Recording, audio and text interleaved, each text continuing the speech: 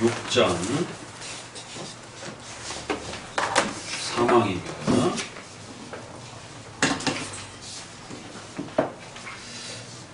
82페이지 본항문 읽어봅니다.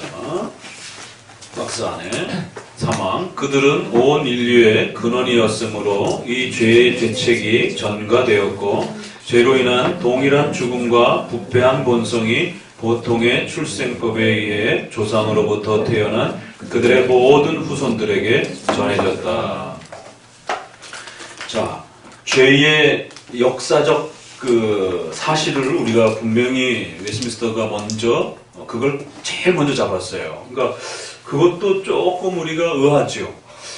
왜 죄의 어떤 정의부터 바로 들어가지 않고 이 아담과 하와의 이 타락의 사건이 실제로 있었던 사건이다라는 것을 상당히 의도적으로 강조하면서 일항을 시작했어요.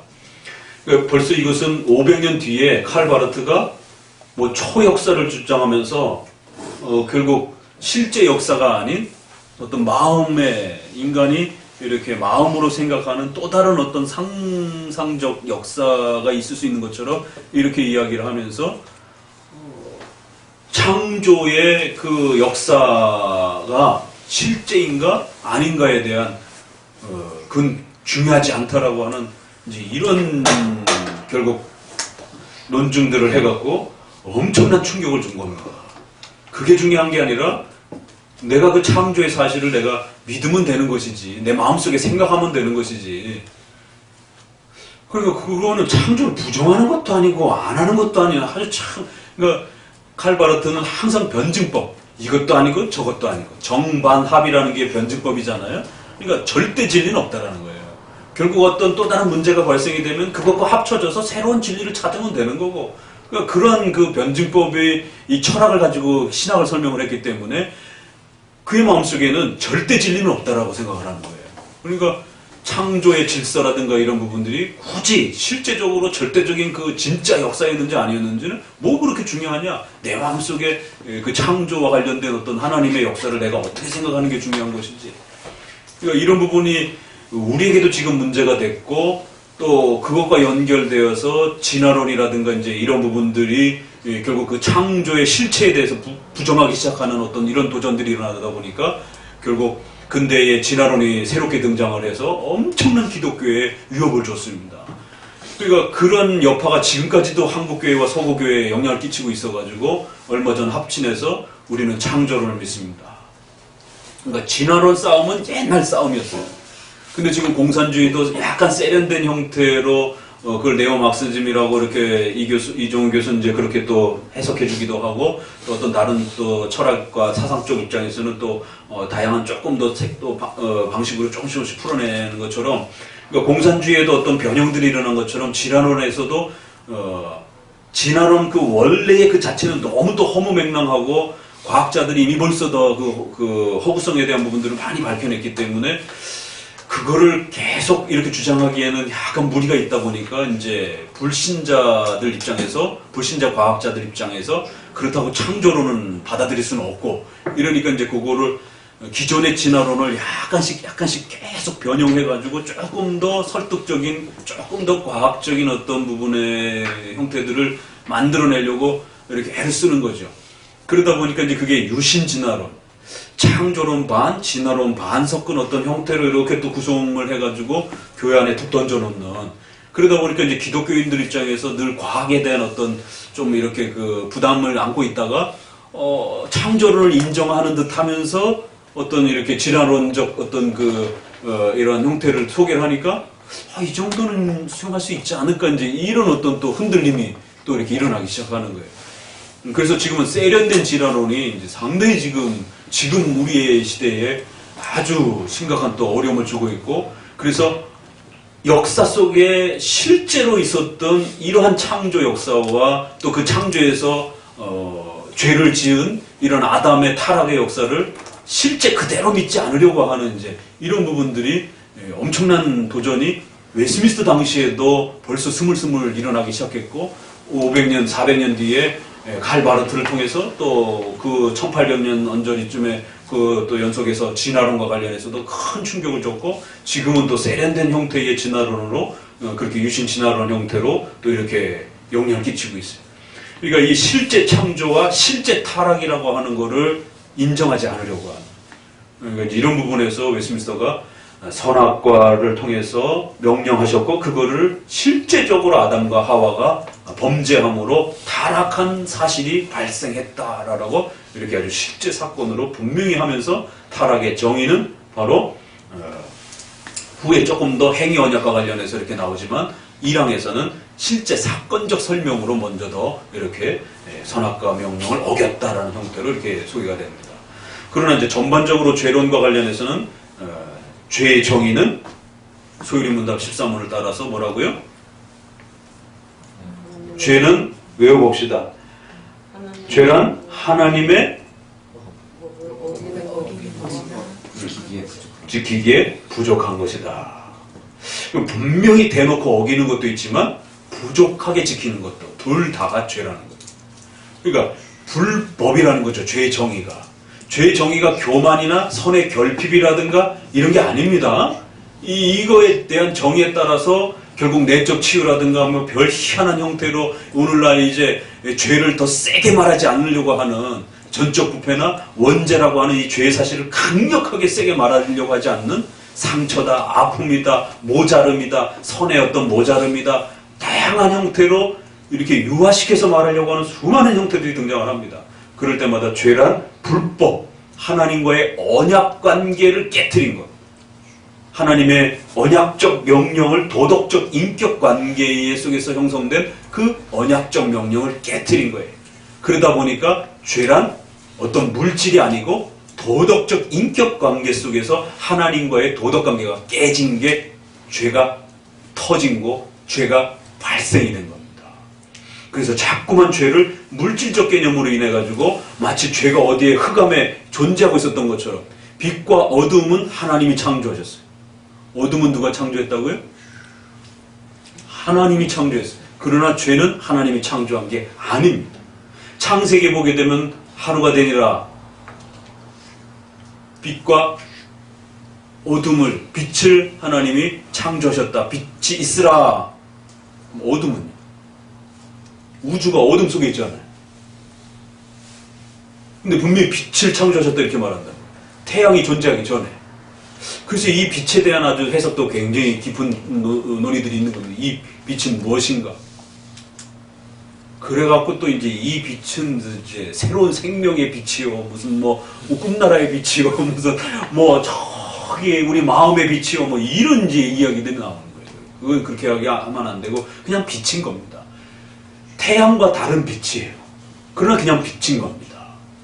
그러니까 너무 자꾸 그 문자를 넘어서는 해석을 하게 되면 안 되는 겁니다. 그래서 웨스민스터도 분명히 뭐라고 그래요? 6일 창조의 문자를, 즉 6일을 고집하는 겁니다. 다만 젊은 지구연대론과 조금 나이가 든 연대로는 열어두는 겁니다. 6천년인지 만년인지 뭐 통상 지구연대론을 뭐라 그래, 한 30, 일반 과학에서는 한 30억, 30억에서 50억 사이를 이야기를 하는데, 우주연대는 조금 더 가서 뭐 80억인가? 100 언저리인가 이렇게 얘기를 하는데, 그렇게까지는 가지 않더라도 신학 쪽에서는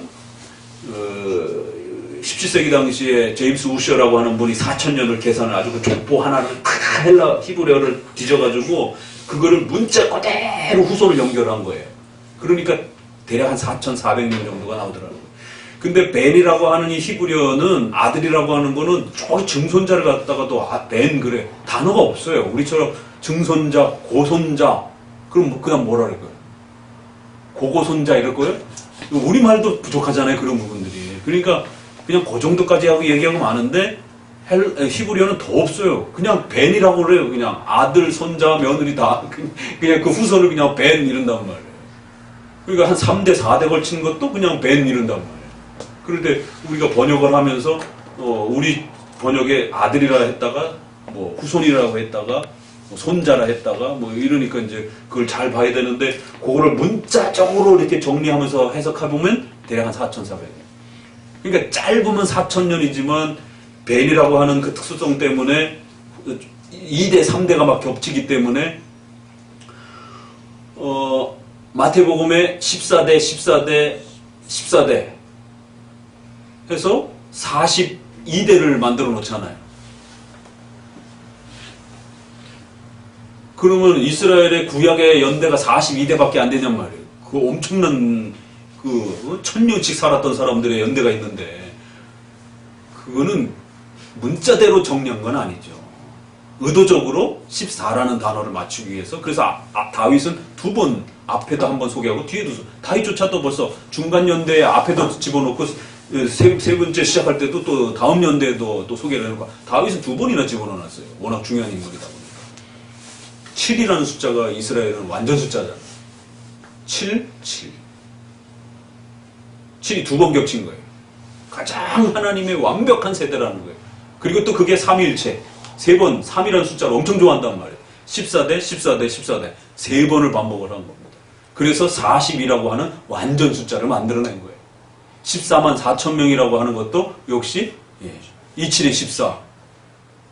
또 그거를 또 곱하면 이렇게 해서 144를 만들어내고 또 곱하기 1000을 만들어내는 이런 이스라엘의 그 완전 이스라엘의 그 하나의 숫자 유희예요. 그게 666이라는 단어도 그렇고 어떤 사본에는 616이라고도 되어 있어요. 사본에 따라서. 그러니까 이게 이제 뭐 프리메이슨이라든가 이런 여러 가지 그 세대주의 극단적 종말론 주장하는 사람들이 자꾸만 그 666을 갖고 어떤 특정한 베리치비니부터 시작해갖고 별 얘기가 다 나오잖아요. 그걸 666에다가 맞추면서 그렇게 한단 말이에요. 그러나 실제 사본에서는 616짜리도 있고 우리 사본이 666 사본으로 갖고 와서 그렇게 되어 있는 거고 그것도 666인지 666이라고 표현해야 되는지 이것도 또 의미가 달라진단 말이에요. 그 100단위 숫자로 계산하는 것과 그냥 1단위의 666의 그 표현인 것인지 실제로 헬라 사본에는 666으로 되어 있단 말이에요. 단순한 666이 아니고. 그래갖고는 최근에 고신대의 학생들이 이렇게 해가지고 셋이서 3명이서 이렇게 한 사람은 이렇게 하고 한 사람은 이렇게 하고 이렇게 해갖고는 셋이 모여가지고 이렇게 하면서 이제 고신 그 학교 선전을 한 뭐 포스터가 있는데 야 고신이 저기 뭐야 프리메이슨에 빠졌다라고 그러면서 666 저기 뭐야 이렇게 했다고. 그리고 사랑의 교회 요즘에 시끌시끌하니까 뭐 사랑의 교회가 무슨 그 용의 꼬리 모양으로 그 디자인을 이렇게 했다고 그래가지고는 인터넷에 페이스북에 또 난리더라고. 그래갖고 또 거기에 또 와 정말 그러네요 막 이래가지고 그리고 이제 그런 그 뭐 건물이 이렇게 둘로 이렇게 나눠져 있잖아요. 그 사랑의 교회가 그 위에서 이렇게 내려다보면 마치 이렇게 용 꼬리에 이렇게 귀 끝부분에 달린 것처럼 디자인하는 사람이 거기에 속한 프리메이슨에 속한 사람이 그렇게 해가지고 만들었다. 그러니까 이거는 너무 정말 어거지고 성경의 문법적 해석의 기초를 모르다 보니까 이런 상상적 해석을 이렇게 하면서 성도들에게 영향을 끼치고 또 그거를 또 아주 실제적으로 진짠가 이렇게 또 받아들이는 사람도 있고 또 그거를 갖다가 또 거꾸로 한문을 이용해가지고 조선 그러니까 초선?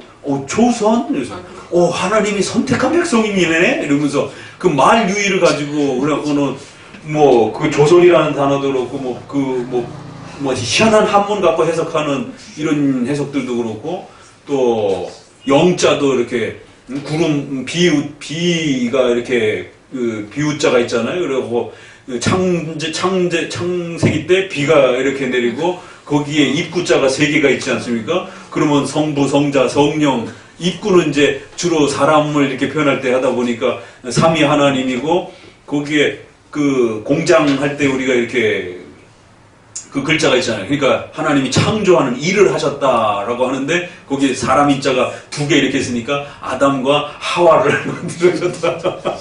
참 너무 참 그럴싸하게 그 한문을 가지고 그렇게 그 어떤 그 이렇게 또 우리나라 민족이 특수한 제2의 예루살렘이라고 하는 이게 거의 다 시한부 정말론에서 나오는 이제 이 백투 예루살렘 운동하면서 그 다음으로 우리가 한국이 전 세계의 어떤 그런 중요한 위치에 다음으로 서야 된다라고 하는 이건 정말 험맹랑한 그런 방식들이기 때문에 근데 의외로 사람들은 또 거기에 굉장히 또 재밌어 하면서 호응을 하고 이렇게 또 저기를 해요.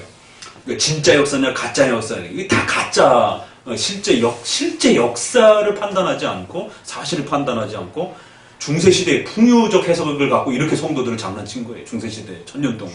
소위 말해서 상상적인 해석이라고 하는 그런 형태를. 그래갖고 루터나 칼빈이 강력하게 그 풍요적 해석을 못하게 하고 문법적 해석, 문자적으로 성경을 읽으라고 일단. 그래서 문자적 그 내용 그 자체대로 그대로 읽으라고. 그랬더니만 또 너무 지나치고 또 극단적 문자주의에 빠진 사람들이 등장을 해갖고 역사를 고려해가면서 읽어라.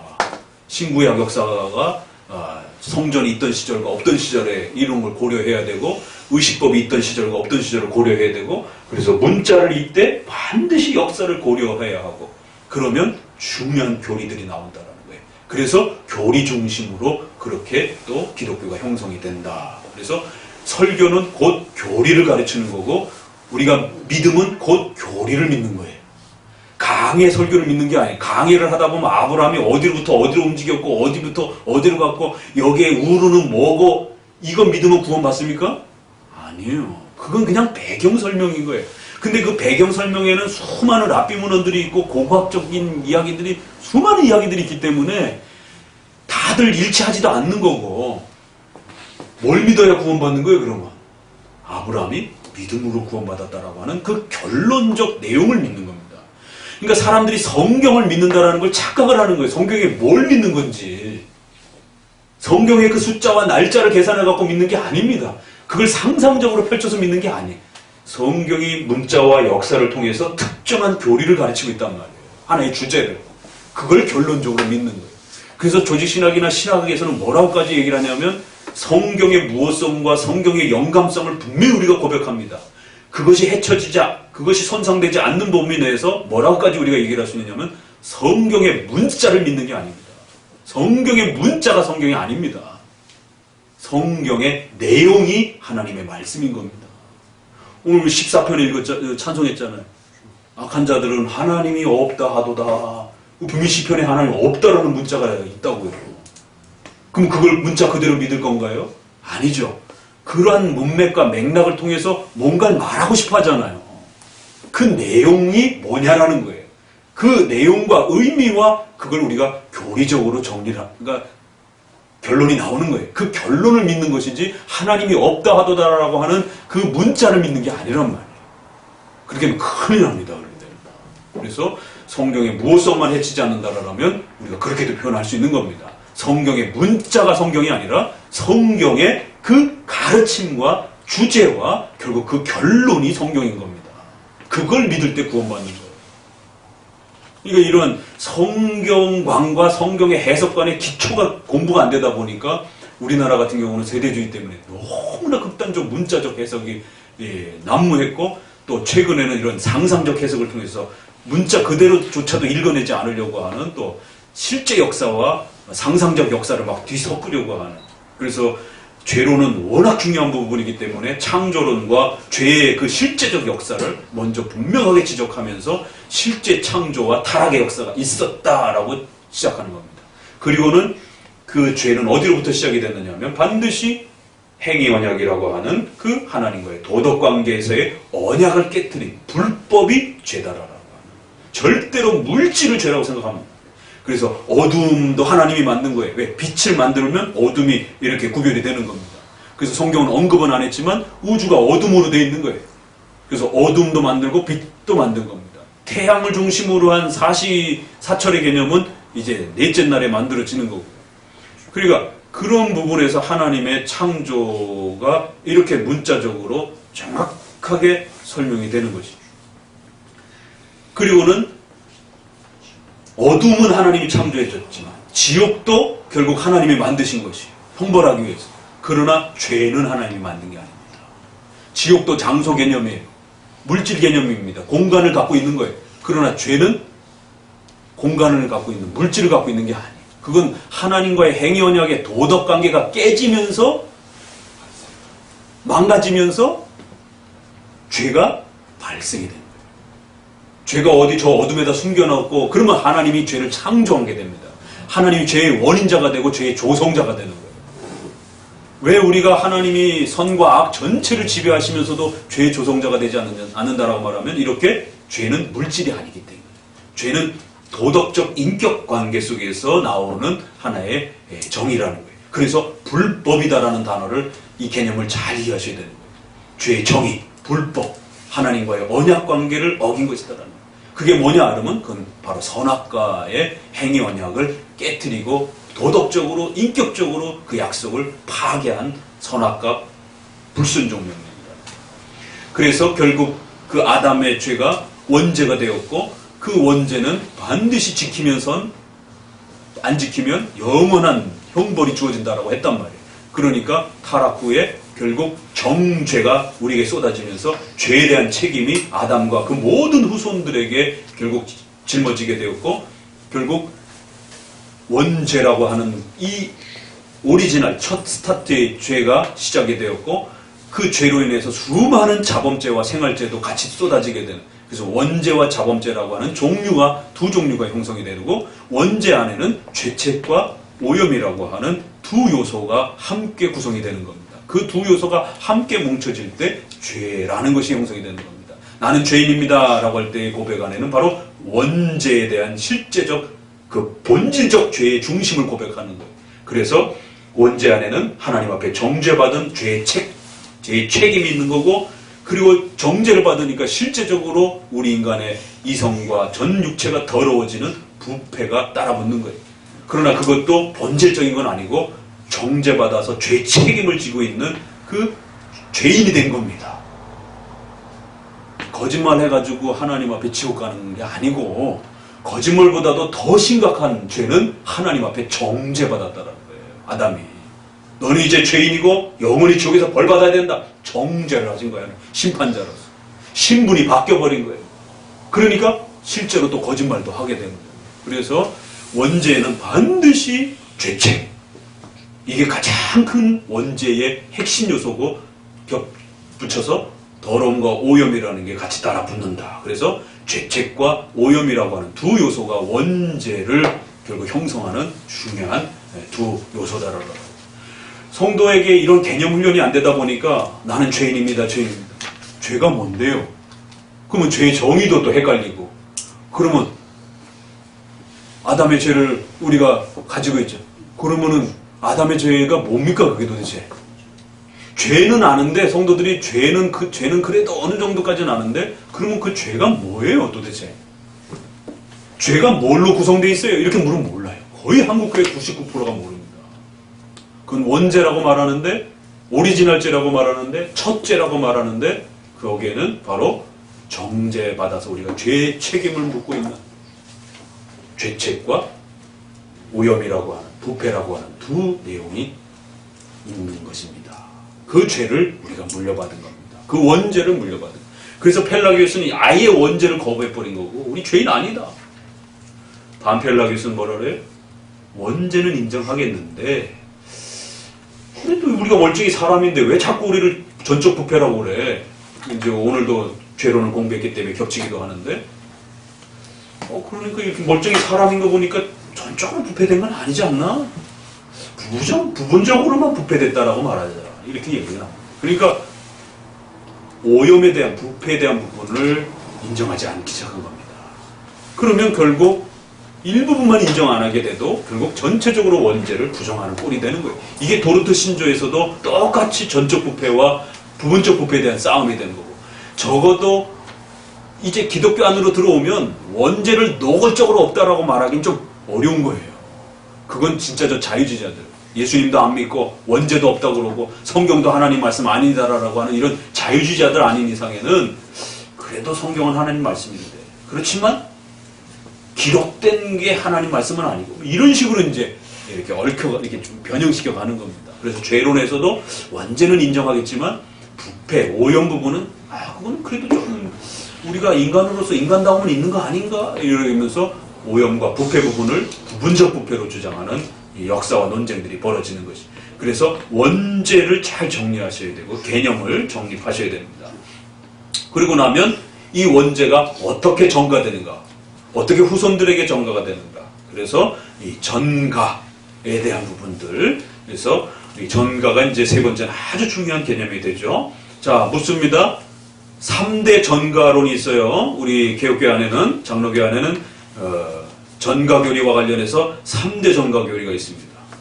첫 번째, 아담의 죄가 인류 전체에게 전가가 되는 거예요. 전달되는 겁니다. 아담이 대표자이기 때문에 모든 후손들에게 연대 책임이 물어지는 거예요. 실제적으로 그러한 그 죄의 어떤 물질적 요소가 우리 안에 쑥 들어와가지고 그게 유전학적으로 이렇게 계승이 되는 게 아닙니다. 대표적 책임을 통해서 모든 인류가 하나님 앞에 정죄받았다라고 그 책임을 그렇게 전가, 이렇게 여겨지는 거예요. 죄인으로서 그렇게 인정되어지는 것이에요. 두 번째는 뭔 전가가 있죠? 실제로 예수님이 십자가 관련해서 우리 죄를 예수님께 전가시키는 죄의 전가가 있죠. 예수님께. 아담의 죄의 전가가 있는 거고, 우리의 죄를 예수님께 전가하는 전가가 있고, 또 하나, 의가 되려면 예수님의 의를 우리의 것으로 전가. 그래서 카톨릭 교리는 주입이라고 그러는 거예요. 뭔가 신적인 어떤 성질과 신적인 어떤 물질과 신적인 어떤 에너지가 우리 안에 새로운 신성물질이 들어왔다는 거예요. 그래서 오시안다라든가 막 이제 이런 사람들이 논쟁하면서 칼빈이 저 정신 나가지 않고서요. 어떻게 저렇게 말할 수 있느냐. 그럼 우리가 신의 어떤 속성을 일부 물려받았느냐? 그럼 우리가 반신반인이냐? 막 이러면서 어떻게 하나님을 모독해도 그렇게 모독할 수가 있느냐? 이러면서 이게 이제 오순절 성령론에 있어서도 마치 신의 에너지가 우리 안에 이렇게 일부 흡수된 이게 다 유출론이라고 그러는 거예요. 신의 어떤 일부가 유출된다라고 그걸 우리가 물려받았다라고 신일 하빌이라고 이렇게 생각해요. 본성적인 하빌이라 말하는 거예요. 우리는 인격적인 연합이라 말하는 거예요. 인격적인 합이 됐다라고 말하는 거예요. 그 인격적인 연합은 뭐예요? 부부가 쓸 때 하는 겁니다. 그래서 에베소서에 부부의 예를 드는 거예요. 분명히 남이에요. DNA적으로도 남이고 남과 여는. 근데 법적으로도 하나고 또 육체적으로도 성적인 연합을 통해서 깊은 친밀감을 서로가 하나됨 같은, 둘이 아닌 하나됨 같은 실제적인 인격적인 서로의 어떤 공감대를 누리며 살아간단 말이에요. 부부들은. 이게 둘은 아니에요. 분명히 같이 살아가면서. 근데 분명히 법도 이제 이혼 도장 찍으면 남이에요. 이거를 본성적인 남녀가 결합이 돼갖고 무슨 합체를 하는 게 아닙니다. 애들 영화에서 나오는 것처럼. 인격적인 연합이라. 그걸 이제 어떻게 말로 정리해줘야 되니까 인격적인 연합이라는 거예요. 개개인의 본성적 본성은 분명히 갖고 있지만 분명히 서로의 사랑과 서로의 연합관계 속에서 하나처럼 그렇게 서로가 살아가는 이것을 인격적 연합이라고 말하고, 이런 인격의 연합은 하나님은 신이고 우리는 피조물이지만 하나님이 우리를 하나님의 가족처럼 그리스도의 몸처럼 이렇게 말을 해야지, 그리스도의 몸의 일부가 진짜 본성적인 몸의 일부가 되었다 이러면 큰일 납니다. 그리스도의 몸으로 우리를 그렇게 인격적으로 연합시켜 준 거지, 본성적으로 그리스도의 인성과 우리가 무슨 뭐 이렇게 접붙이기라는 것처럼 이렇게 하면 큰일 나는 거예요. 그래서 전가 부분에서도 그리스도의 의를 우리에게 전가받는. 근데 이제 여기서 알미니안주의자들은 전가가 아니라 선행을 통해서 실제로 만들어간다라고 생각을 합니다. 이게 이제 죄의 부분에서 인간이 덜 타락됐기 때문에 구원론으로도 넘어가면 로마 가톨릭은 그렇게 뭔가 이렇게 주입된 것처럼 이야기를 하고, 알미니안주의자들은 남아있는 선행을 통해서 우리가 의를 보탤 수 있는 것처럼 자꾸 이렇게 얘기를 하는 거예요. 그러나 전가 또 칭의 또 그리스도의 의를 그렇게 역임을 받는 거예요. 인정을 받는 거예요. 하나님이 우리 게 아닌데도 불구하고 우리 것처럼 하나님이 여겨주는 거예요. 인정해주는 거예요. 그런 방식으로 우리가 받는 거고, 그래야 절대적인 하나님의 은총으로서의 개념이 남는 겁니다. 그래서 이 전가교리가 깨지게 되면 칭의교리도 깨지고 구원론 전체가 붕괴가 되는 거예요. 그래서 알미니안주의자들이라든가 이러한 그 반대쪽에서는 계속해서 원죄, 근데 이제 이게 조금 이제 싸움이 안 되니까 그 다음에 부패론 갖고 덤벼들어 갖고 싸우고, 이제 부패론도 어느 정도 안 되니까 최근에 이제 전가교리와 칭의교리 쪽에서 공격을 이제 해오고 있는 겁니다. 그러나 웨스민스터를 통해서 이렇게 철저하게 잘 그 개념을 잡고 있으면 그런 부분에 안 흔들립니다. 그래서 우리의 죄를 그리스도의 십자가에 전가하는 거, 그리스도의 이루신 의가 우리에게 의로움으로 전가되는 것. 그래서 반드시 개혁교회 안에는 3대 전가 개념 교리가 있다라고 하는 것을 꼭 기억하시고, 이 개념을 잘 이해할 때만이 왜 우리가 죄인이라고 그러는지, 이게 이해되어지는 거예요. 나 실제로 잘못을 안 했는데 왜 날 죄인이라고 그러는지. 아담의 죄를 물려받았다는 개념을 이해하는 거고, 그 다음에 우리의 죄를 예수님의 의를 우리에게로 했을 때 실제로 우리가 십자가에 안 죽었는데 왜 나를 의롭다고 그러는지. 그럼 바로 그리스도와 연합해서 그렇게 전가라고 하는 형태로 그리스도의 의를 우리에게 돌려주시는, 인정해주시는. 그래서 이 전가라고 하는 이제 이 표현을, 단어를 잡는 데 있어서 아주 신중한 선택들이 따라붙는 거고, 그래서 헬라어라든가 이런 데서도 좀 더 법적인 용어로서 이렇게 구별해서 조금 더 이렇게 신중하게 단어 속에서도 표현하는 이제 이런 내용들이 따라붙기도 하는 겁니다. 자, 전가되었고, 그래서 특별히 전가 해결이, 그 다음에 이제 죄와 관련해서는 실제적인 그 죄의 그러한 결과들, 그래서 죽음, 비참함, 지옥의 형벌, 이제 이러한 실제적인 그 죄의 열매들까지 배우면 죄론 전체는 이제 이렇게 하나의 틀로 잡아가는 겁니다. 자, 설명 부분을 읽어봅니다. 죄 전가, 시작. 사망은 원죄의 요소인 죄책과 부패가 어떻게 후손에게 전가되는지를 소개한다. 불신자들이 가장 중요한 질문 중 하나는 내가 죄인이라는 것이다. 도덕적, 윤리적 관점이나 오염이나 부패적 상태로 대답하려고 한다. 그러나 이건 대답은 잘못된 대답이다. 성경은 단순히 도덕적 관점이나 인간의 오염된 상태만을 보고 죄인이라 하지 않고 오히려 아담의 첫 범죄로 모든 인류가 하나님께 정죄를 받는 죄책 때문에 우리를 죄인이라고 한다. 바로 이 원죄 때문에 한 사람으로 말미암아 죄가 세상에 들어오고 죄로 말미암아 사망이 왔나니 이와 같이 모든 사람이 죄를 지었으므로 사망이 모든 사람에게 이르렀느니라. 말씀처럼 우리 모두는 죄인이고 이제 우리 모두는 정죄를 받아 영원히 지옥의 벌을 받아야 한다. 이것이 바로 전 인류가 타락한 보편적 타락이다. 그러니까 이제 전도할 때 여기서부터 어그러지는 거예요. 우리는 죄인입니다. 그러니까 예수 믿고 구원받으세요. 그러면 내가 왜 죄인인데요? 너 착하게 살았어요. 왜 우리가 죄인이냐면요, 도둑질도 많이 하고 거짓말도 많이 하고 미움, 다툼, 시기, 질투 우리 얼마나 많습니까? 이렇게 접근들 하시는 거예요. 전도할 때. 이건 윤리적 죄, 성화와 관련된 또 자범죄와 관련된 문제들이에요. 그렇게 설명하면은 죄인이라고 하는 거를 인지를 못 시키는 겁니다. 그래서 우리는 죄인입니다. 그러면 그게 뭔데요? 죄가 뭔데요? 왜 내가 죄인이죠? 이라고 하면 반드시 아담의 이 사건으로 돌아와야 되는 거예요. 네, 우리는 실제적으로 뭐 내가 살인죄를 짓거나 이러진 않았지만 성경에 보니까 우리의 조상인 아담이 하나님과 언약을 맺었는데 그 언약을 아담이 깨므로 인해서 결국 그 모든 벌이 모든 후손들에게 그렇게 퍼졌습니다. 그래서 우리는 실제로 내가 죄를 범하지는 않았지만 그 아담이 하나님 앞에 범죄함으로 인해서 우리 모두가 죄인이 된 겁니다. 그리고 실제로 우리가 태어날 때도 결국 태어나서 자라서 보면 예수님 안 믿잖아요. 그런 면에서도 또 원죄인 거예요. 오리지널이라는 개념이라는 말이 아담의 첫째라는 개념이기도 하고 우리가 본성적으로 하나님 안 믿는다라고 하는 그런 면에서도 또 원죄 이렇게 변하는 거예요. 그러니까 우리가 전도를 함으로 인해서 그 사람의 죄를 정확하게 내가 죄인이다 라고 고백할 때까지 죄의 개념을 정확하게 설명을 해줘야 되는 거예요. 이건 어린아이건 어른이건 똑같습니다.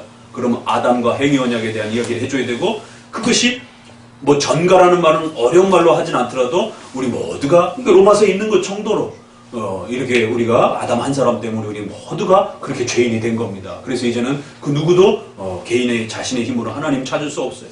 너 어려서부터 태어나고서부터 하나님 안 믿잖아요. 교회 안 다니잖아요. 근원적으로 우리는 하나님 안 믿고 살아가잖아요. 하나님 없이 살아가잖아요. 그게 죄입니다. 그러니까 결론적으로는 하나님을 믿지 않는 것이 죄입니다 라고 이렇게 말하는 것이지만 그 앞부분에서는 그럼 왜 죄인인데요? 라고 했을 때 이렇게 아담과 하와로부터 이런 죄가 있었고 이런 죄가 결국 모든 인류에게 발생이 됐고 그 죄의 값을 우리 모두도 그렇게 받고 있는 것입니다.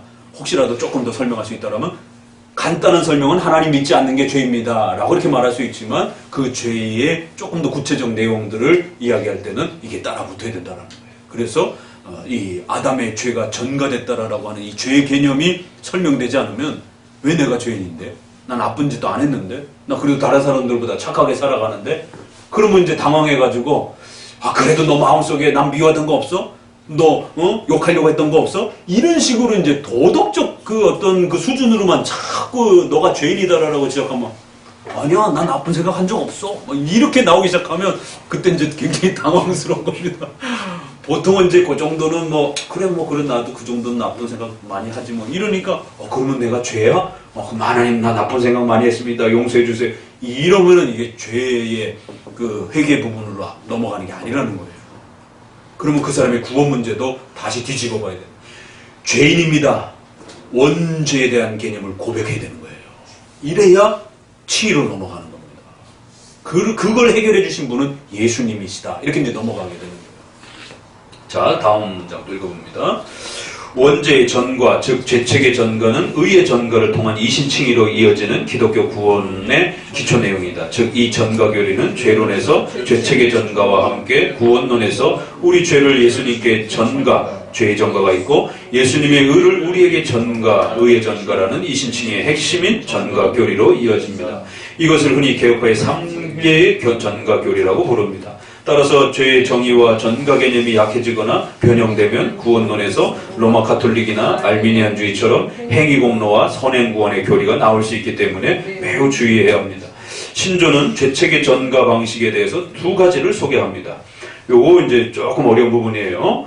전가 방식에는 전통적으로 실제설과 대표설이 있어요.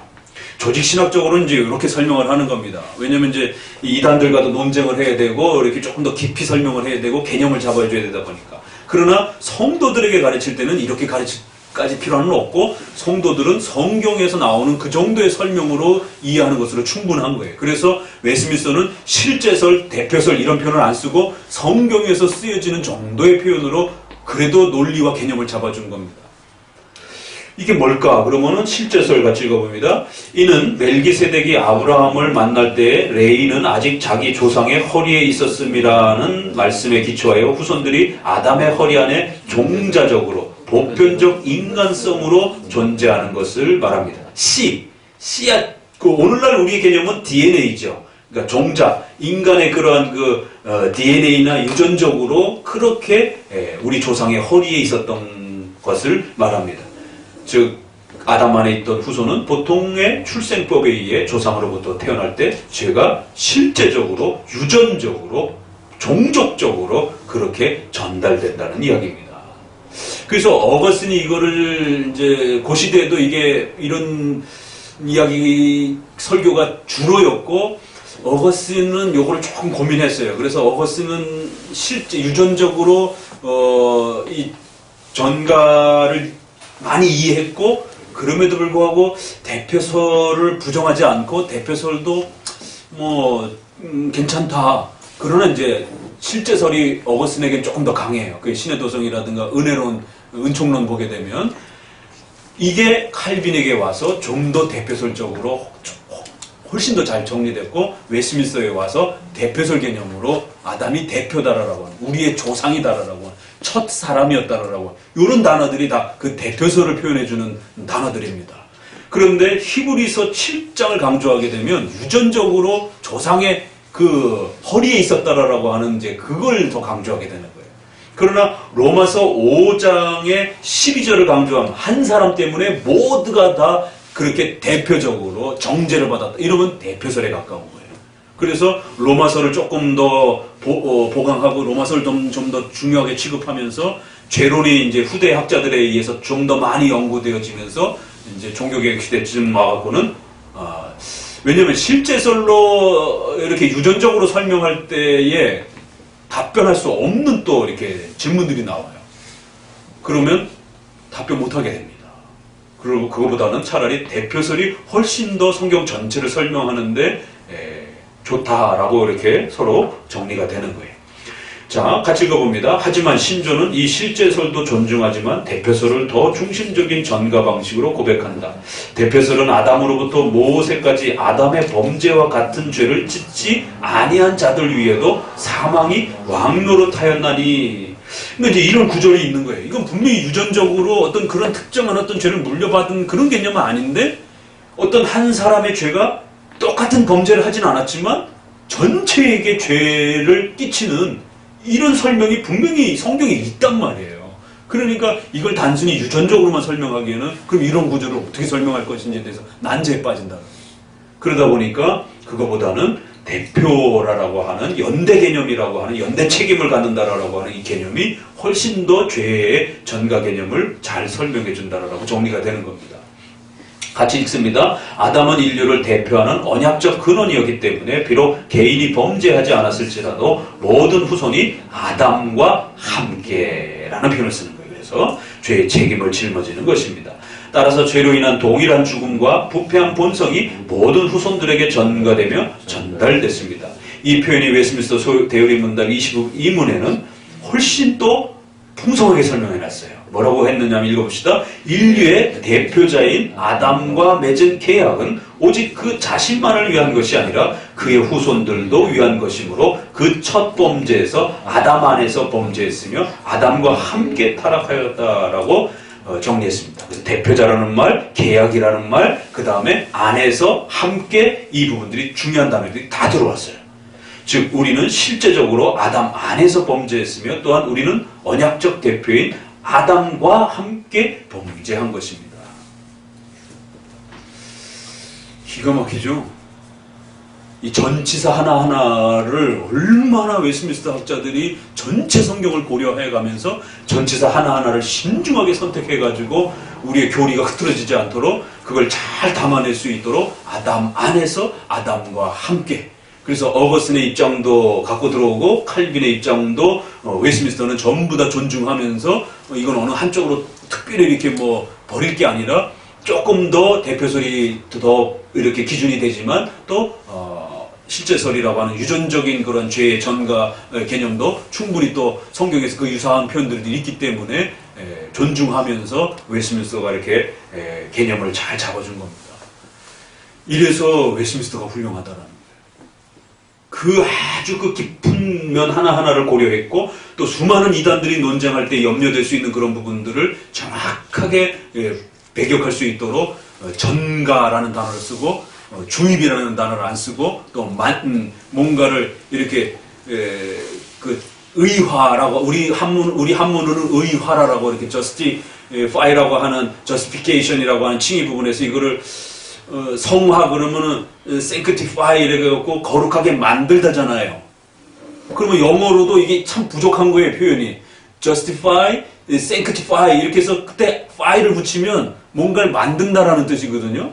그러면 sanctify는 맞아요, 그게. 성화를 우리가 만들어가는 거예요. 하나님이 만든다라는 건 그 하나님이 근원적 주체라는 말이고 거짓말을 죽여가야 되는 건 내가 죽여가야 되는 거예요. 내가 그 실제적 성화의 또 대상자니까. 그래서 fi를 그렇게 쓰는데 칭의는 이게 조금 안 맞아요, 사실 영어적으로도.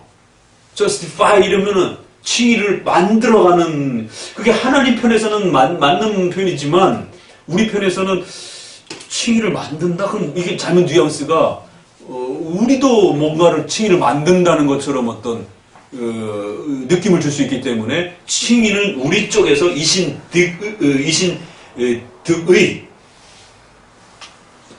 득해서 얻는다는 거예요. 한문으로. 하나님 편에서는 칭해 준다라는 거예요. 여겨준다라는 거예요. 너네 건 아닌데 예수님 거를 너희 것처럼 여겨준다라는 거예요. 법적인 신분으로 그렇게 인정해 주겠다라고 하는 거예요. 실제 너희는 그런 걸 가진 게 아니에요. 그래서 신분 변화라는 겁니다. 그 신분 변화를 법적으로 여겨주겠다라는 거예요. 왜? 하나님은 심판자니까. 그래서 이신칭의, 우리 입장에서는 이신득의.